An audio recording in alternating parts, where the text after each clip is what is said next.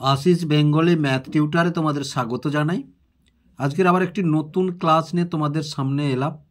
আমরা করছি ক্লাস 10 জীবন বিজ্ঞান, জীবজগতের নিয়ন্ত্রণ ও সমন্বয়। জীবজগতের নিয়ন্ত্রণ এবং সমন্বয়, এখানে 5টি উপবিভাগ আছে।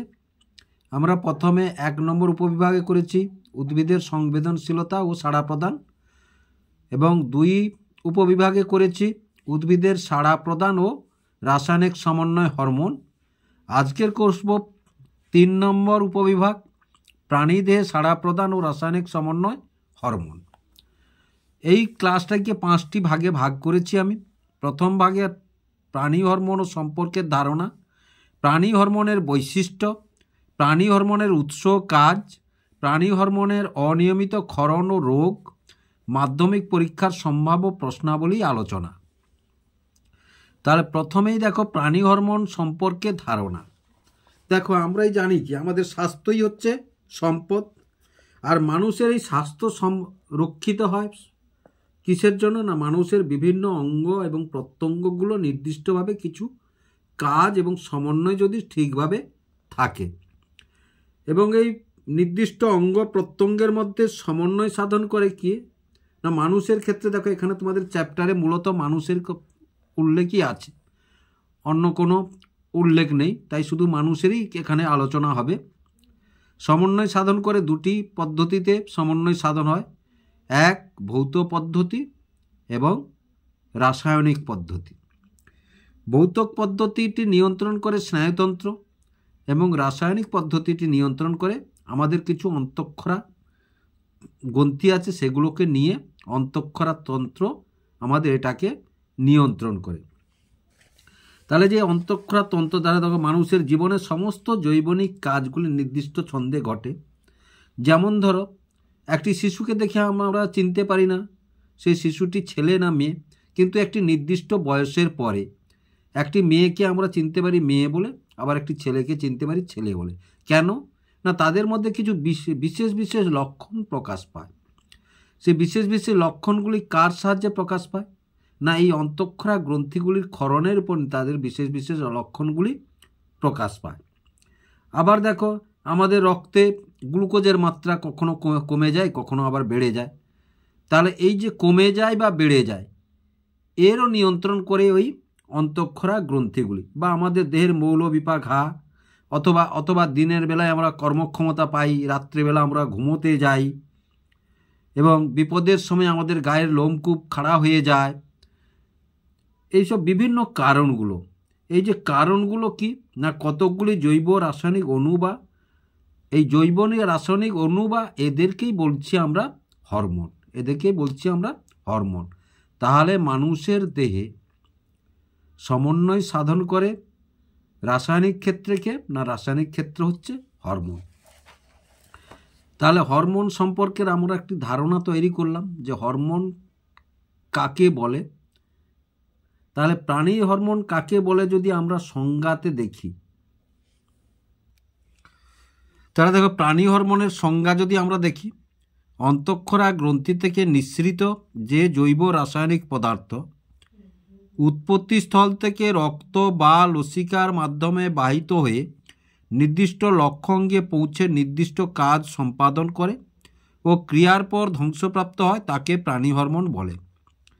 তাহলে আরেকবার দেখে নাও, অন্তঃক্ষরা গ্রন্থি থেকে নিঃসৃত যে জৈব রাসায়নিক পদার্থ উৎপত্তিস্থল থেকে রক্ত বা লসিকার মাধ্যমে বাহিত হয়ে নির্দিষ্ট লক্ষ্য অঙ্গে পৌঁছায়, নির্দিষ্ট কাজ সম্পাদন করে ও ক্রিয়ার পর ধ্বংসপ্রাপ্ত হয়, তাকে প্রাণী হরমোন বলে। তাহলে দেখো এখানে একটা কথা আছে কি, দেখো অন্তঃক্ষরা গ্রন্থি, এই অন্তঃক্ষরা গ্রন্থি কাকে বলবো আমরা প্রথমেই জেনে নিয়ে এসো। তাহলে আমরা এখানে গ্রন্থি পাবো,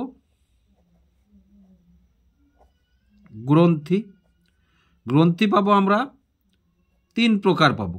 ক প্রকার পাবো? 3 প্রকার পাবো গ্রন্থি।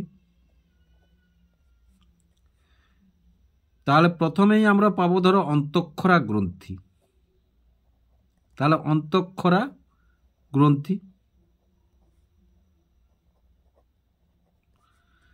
তারপরে পাবো কি না বহিঃক্ষরা গ্রন্থি।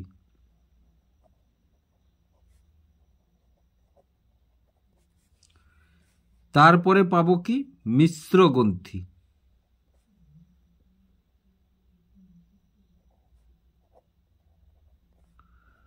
মিশ্র গ্রন্থি।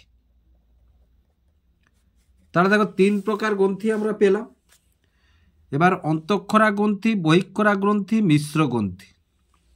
এবার অন্তঃক্ষরা গ্রন্থি আমরা কাকে বলবো না, দেখো যেসব গ্রন্থির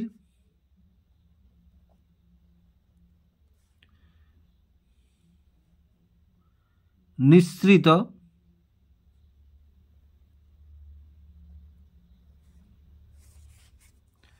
পদার্থ রক্ত বা লসিকার মাধ্যমে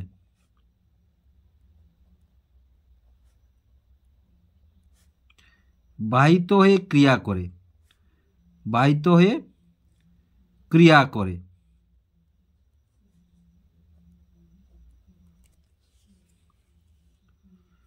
তাহলে তাদেরকে বলবো আমরা কি অন্তঃক্ষরা গ্রন্থি। এবং নালী নেই, নালীবিহীন। আর বহিঃক্ষরা গ্রন্থি কাকে বলবো দেখো না, দেখো যেসব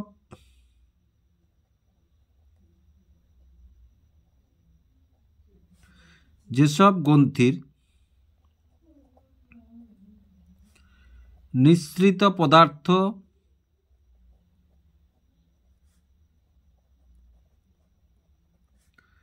নালীপথে বাহিত হয়ে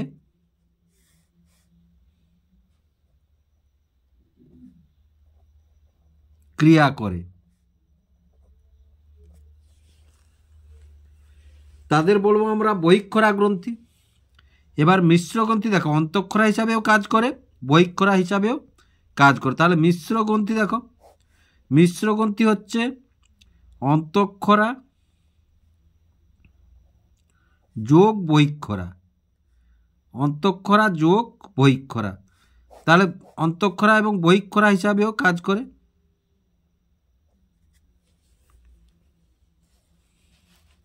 এবার দেখো অন্তঃক্ষরা গ্রন্থি, আমাদের এখানে আলোচ্য বিষয় হচ্ছে অন্তঃক্ষরা গ্রন্থি। তাহলে অন্তঃক্ষরা গ্রন্থিগুলি মানব শরীরে কি কি আছে প্রথমে আমরা, তাহলে অন্তঃক্ষরা গ্রন্থি, অন্তঃক্ষরা গ্রন্থি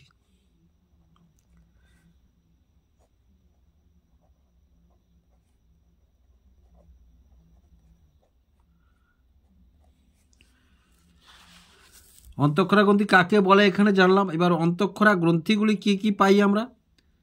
এক, প্রথমে হাইপোথ্যালামাস, হাইপোথ্যালামাস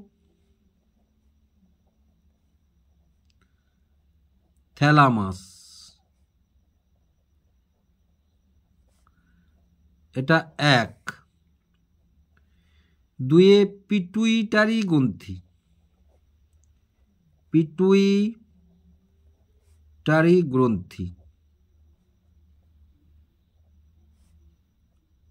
এটা দুই। তিনে থাইরয়েড গ্রন্থি,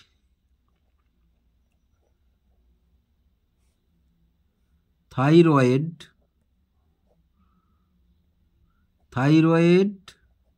গ্রন্থি। চারে থাইমাস গ্রন্থি,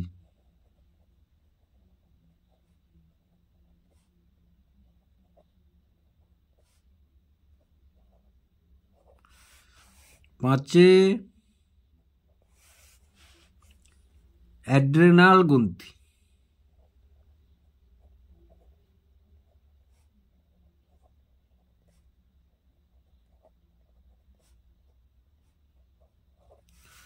ছয়ে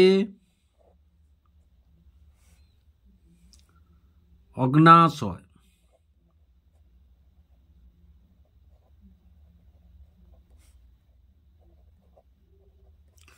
এই অগ্নাশয় একটি মিশ্র গ্রন্থি, অগ্নাশয়।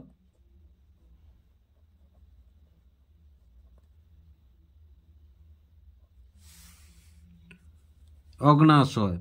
সাথে সাথে হচ্ছে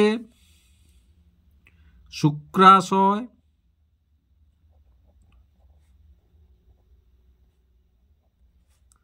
ও ডিম্বাশয়। এটা 6, এটা 7। তাহলে দেখো শুক্রাশয় পুরুষের ক্ষেত্রে শুক্রাশয় আর মেয়েদের ক্ষেত্রে ডিম্বাশয়, তাই একসঙ্গে লিখলাম এখানে শুক্রাশয় ও ডিম্বাশয়। তাহলে দেখো এবারে আমরা প্রাণী হরমোনের বৈশিষ্ট্যটা জানবো। তাহলে একে আমরা কি পাবো? উৎস। প্রাণী হরমোন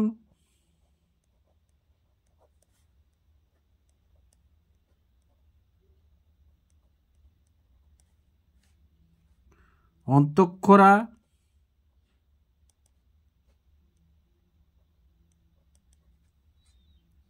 গ্রন্থিতে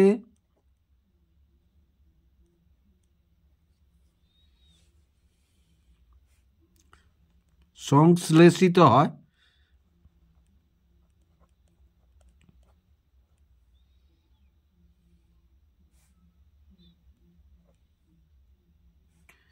সংশ্লেষিত তা থেকে নিঃসৃত হয়।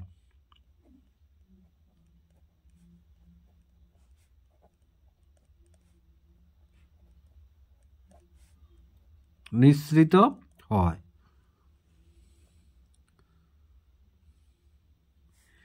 দেখো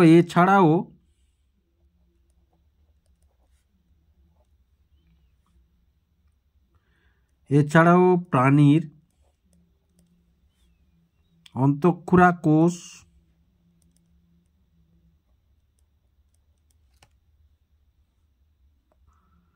কোষযুক্ত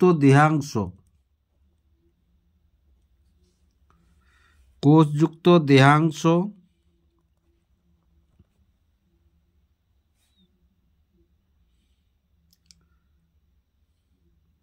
থেকেও হরমোন সৃষ্টি হয়।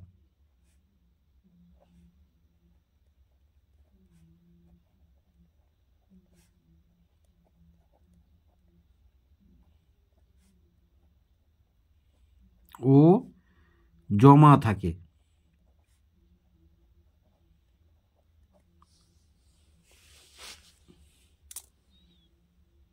তাহলে এবার দেখো প্রকৃতি। হরমোন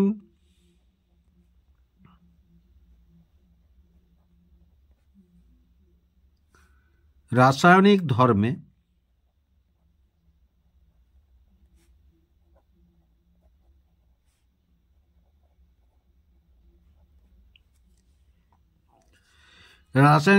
প্রোটিন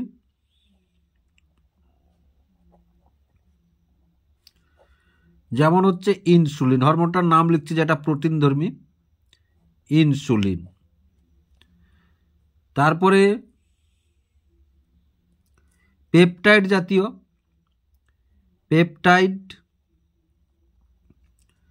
তাহলে পেপটাইড হচ্ছে ACTH। স্টেরয়েড,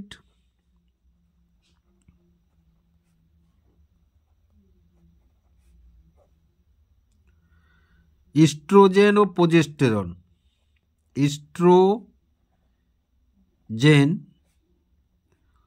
আর প্রোজেস্টেরন।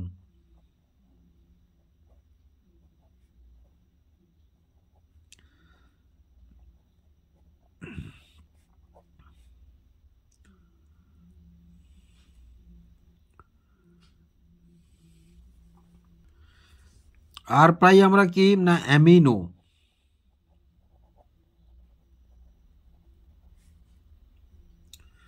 অ্যামিনো হচ্ছে অ্যাড্রিনালিন।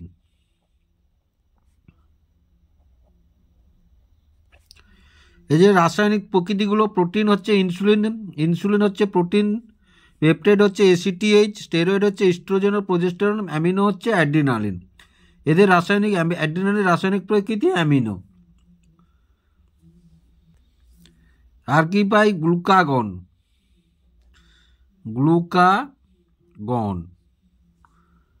গ্লুকাগন হচ্ছে পিটুইটারি নিঃসৃত হরমোন। পিটুইটারি নিঃসৃত হরমোনগুলি হচ্ছে গ্লুকাগন। তাহলে এটা গেল হরমোনের প্রকৃতি, আরও আছে। এবার আছে পরিবহন পদ্ধতি। প্রাণীদেহে হরমোন দেহ তরল,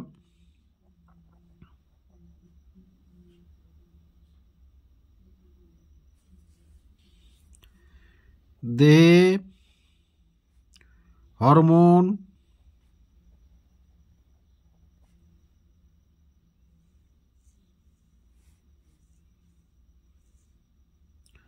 দেহ তরল অর্থাৎ রক্ত ও লসিকার মাধ্যমে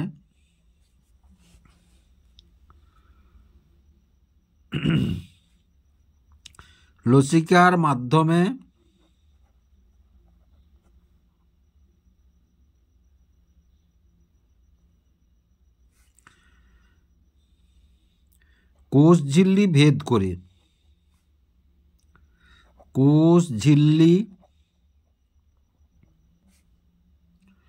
ভেদ করে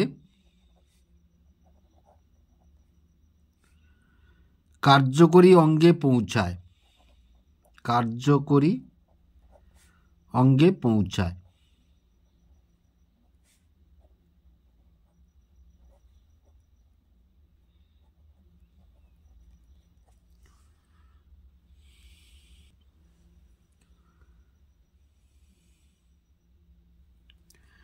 দেখো, হরমোনের কাজ হচ্ছে সুদূর প্রসারী,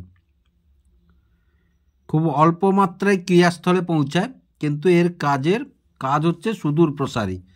তাহলে আমরা কাজ যদি বলি রক্তে, তাহলে হরমোন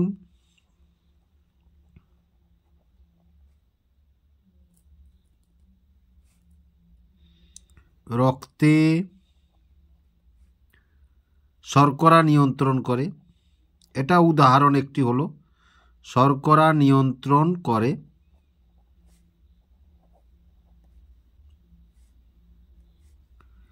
বৃদ্ধি নিয়ন্ত্রণ করে।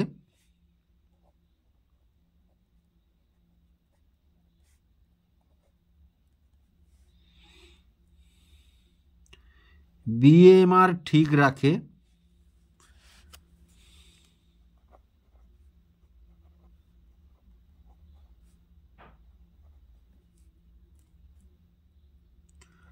যৌন লক্ষণ প্রকাশ করে।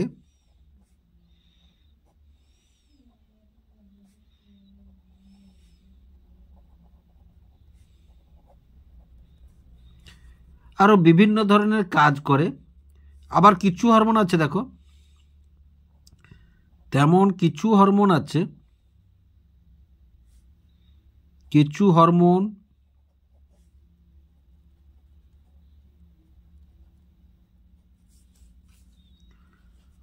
উপরোক্ত কাজে বাধাও দেয়।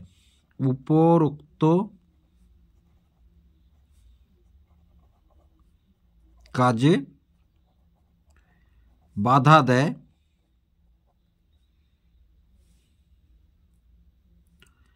তাই হরমোনকে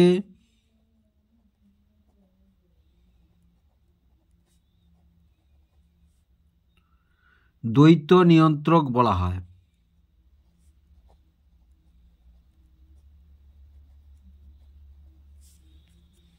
দ্বৈত নিয়ন্ত্রক বলে।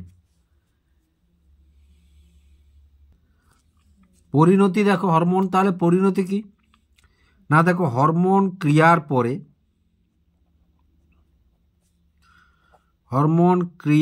পরে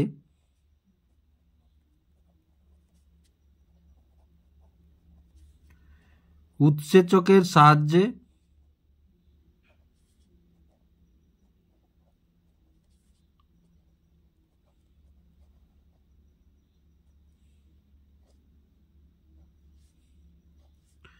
ধ্বংসপ্রাপ্ত হয়।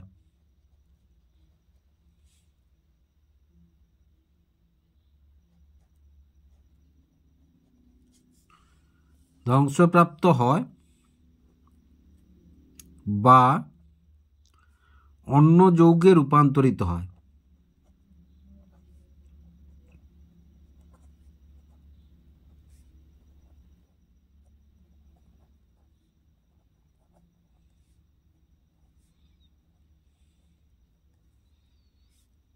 পরে মূত্রের মাধ্যমে বেরিয়ে যায়। পরে মূত্রের মাধ্যমে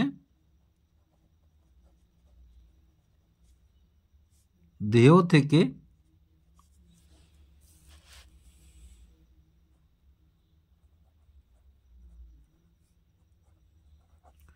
বেরিয়ে যায়।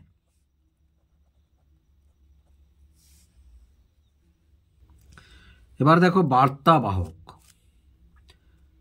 তাহলে বার্তাবাহক কিনা হরমোন নির্দিষ্ট কোষগুচ্ছ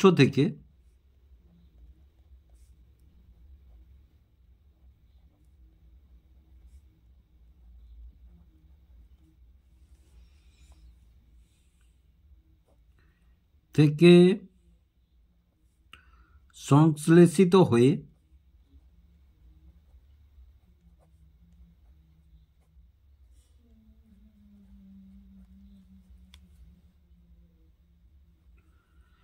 দূরবর্তী কোষে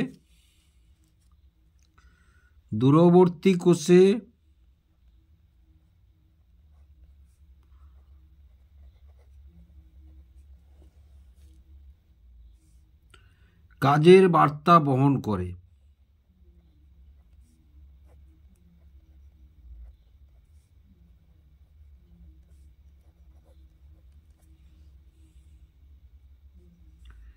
তাই একে রাসায়নিক সমন্বয়ক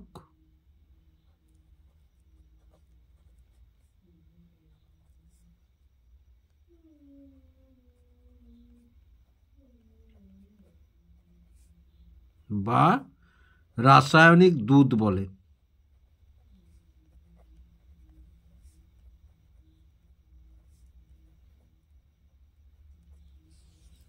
রাসায়নিক দূত বলে। এবার সাথে দেখো ফিডব্যাক নিয়ন্ত্রণ। সাধারণত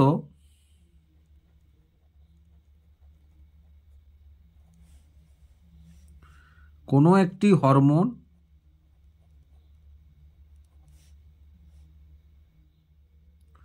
কোনো হরমোনের ক্ষরণ মাত্রা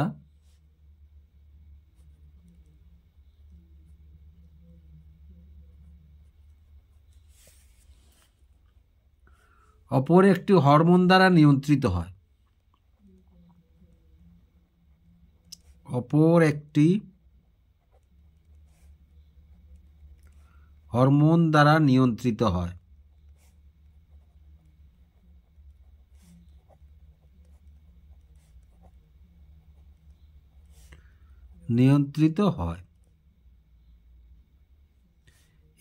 একে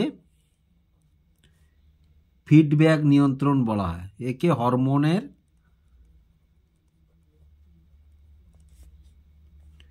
ফিডব্যাক নিয়ন্ত্রণ বলা হয়।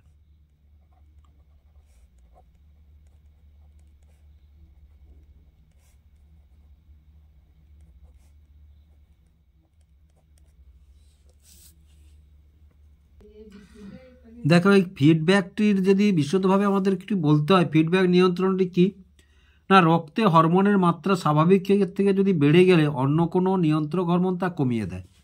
তাহলে রক্তে হরমোনের স্বাভাবিকের মাত্রা বেড়ে গেলে অন্য কোনো নিয়ন্ত্রক হরমোন তা কমিয়ে দেয়, ফলে তা স্বাভাবিক মাত্রায় ফিরে আসে। একইভাবে হরমোনটির মাত্রা রক্তের কমে গেলে ফিডব্যাক নিয়ন্ত্রণ তা বাড়িয়ে স্বাভাবিক মাত্রায় ফিরিয়ে আনে।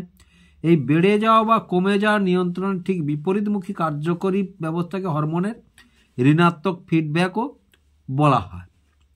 যেমন ধরো থাইরয়েড হরমোন ও ট্রাইআয়োডোথাইরোনিন রক্তে বেড়ে গেলে হাইপোথ্যালামাসে সেই বার্তা যায়, ফলে তার টিআরএইচ কমিয়ে দেয়। টিআরএইচ থাইরোট্রপিন রিলিজিং হরমোন ক্ষরণ কমিয়ে দেয়। এই টিআরএইচ আবার পিটুইটারি থেকে টিএসএইচ ক্ষরণ কমায়, যা শেষে গিয়ে থাইরয়েডের হরমোনগুলিকে নিঃসরণ হ্রাস করে। এবং রক্তে থাইরক্সিনের মাত্রা স্বাভাবিক রাখে। এইভাবে আরও যদি আমরা দেখি যে অধিকাংশ হরমোন ক্ষরণ নিয়ন্ত্রণ ঋণাত্মক ফিডব্যাক দেখা যায়, তবে কিছু হরমোনের ক্ষেত্রে হরমোন মাত্রা বৃদ্ধি পেলে ফিডব্যাক ব্যবস্থা দ্বারা দেহ তাদের ক্ষরণ আরও বেড়ে যায়। একে ধনাত্মক ফিডব্যাকও বলে। যেমন বয়ঃসন্ধিতে মেয়েদের ইস্ট্রোজেন ক্ষরণে ধনাত্মক ফিডব্যাক দেখা যায়। ইস্ট্রোজেনের মাত্রা বাড়লে জিএনআরএইচ বাড়ে বা পিটুইটারি থেকে এলএইচ ক্ষরণ বাড়ায়, ফলে ডিম্বাশয় থেকে ডিম্বাণু নিঃসরণ সম্ভব হয়। এটা ধনাত্মক ফিডব্যাকের উদাহরণ। অধিকাংশ ক্ষেত্রে কিন্তু ঋণাত্মক ফিডব্যাকই ঘটে হরমোনের ক্ষেত্রে।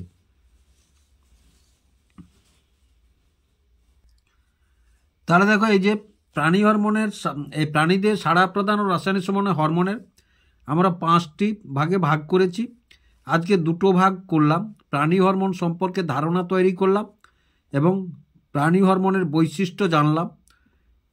পরের ক্লাসে এগুলো নিয়ে আমরা আলোচনা করব।